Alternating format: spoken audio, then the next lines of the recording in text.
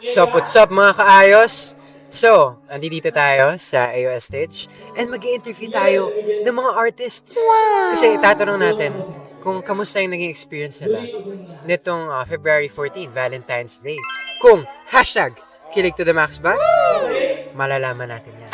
Hey guys, so I'm with the one and only Kuya Raver Cruz. Since February 16 ngayon, kakatapos lang po ng Valentine's Day. Kamusta naman po yung experience nyo? Kilig to the max ba siya? Sobrang kilig. Alam mo, every time nakasama ko si Julie, talagang kinikilig ako.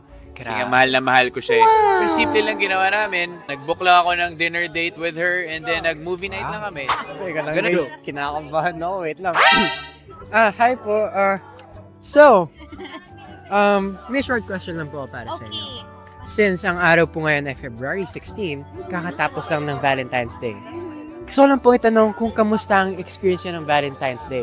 Kilig to the max ba? Siyempre, kilig to the max. Pero kasi kami ni Miguel, may taping kami ng Feb 14. So, hindi kami magkasama. So, nag-advance celebration kami. So, nanood kami ng concert. Hindi magiging hadlang ang taping sa celebration nila. Mismo. It's not about the date. It's about the moment. The moment. Yeah, the thought. Yes. Ikaw ba, Marco? Masaya ba ang Valentine's Ay, Day? oo naman po. Sobrang saya ng Valentine's ko. I mean, ano lang, chill lang, ganun. May Yeah. date ka ba ng Valentine's Day? Ay, Gusto of mo yung course. interview ko? Oo nga po, na-reverse ako eh. Okay, well, nag-hiking kami and What? with friends. So, kumbaga friendly date siya. Okay, so I'm here with my hiking buddy. Woo! You know, watch Maka Season 2. Pero, eto, Oh. meron na akong short question sa'yo. Itatanong ko lang kung kamusta yung experience mo ng Valentine's Day. Ay, Hashtag kilig to the max ba? Oo.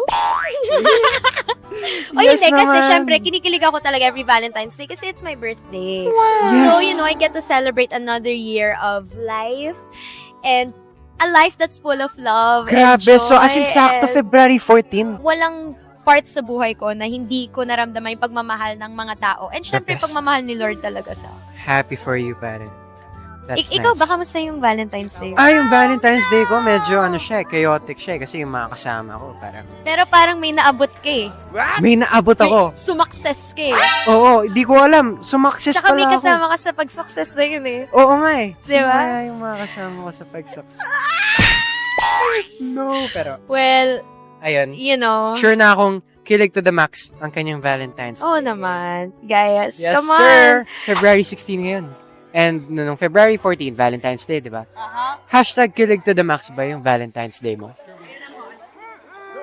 Hoy! Nung Valentine's, working kami. Oh, okay. At least magkasama. Oo, nag-work At kami least magkasama. Naki-Valentine's fiesta kami Oh. sa Abra. Oh, sa Abra. Ah. Sobrang So, saya like, nun. Imagine performing Dilaw together. Together? Valentine's Day with the people from Abra. Wow!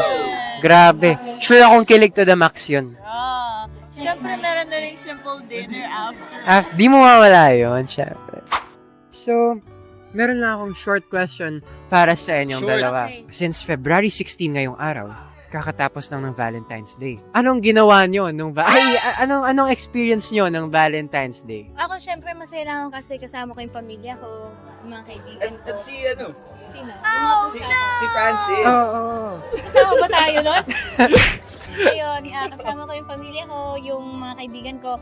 At saka kasi, nung Valentine's Day, dahil single din yung mga friends ko na babae, girls na. Wow. Galentine's. Parang friendly Galentine's. din, yeah, Galentine's. Ikaw? Ako naman, I spent Valentine's Day with my family rin. So, enjoy lang. And my dogs. Oo. At of okay. course, pumunta ko ng Iloilo para puntahan si Tata. Uy, Joke lang. hashtag manood kayo ng No, My actually, Ilonggo on Girl. Valentine's Day working eh. We were working. Oo nga. Nung February Yun naman 14. talaga ang mahal. Oo. Yeah. Mahal Pero natin, syempre, diba? hindi naman magiging hadlang ang taping sa Valentine's celebration. Kaya I'm really happy sa the way nyo sinelebrate. Ikaw bro, where did you spend Valentine's? At sinong kasama mo? Of Yun ang course! tanong. Of course, syempre. With my friends din. Oh, Yeah. letter A yung name niya.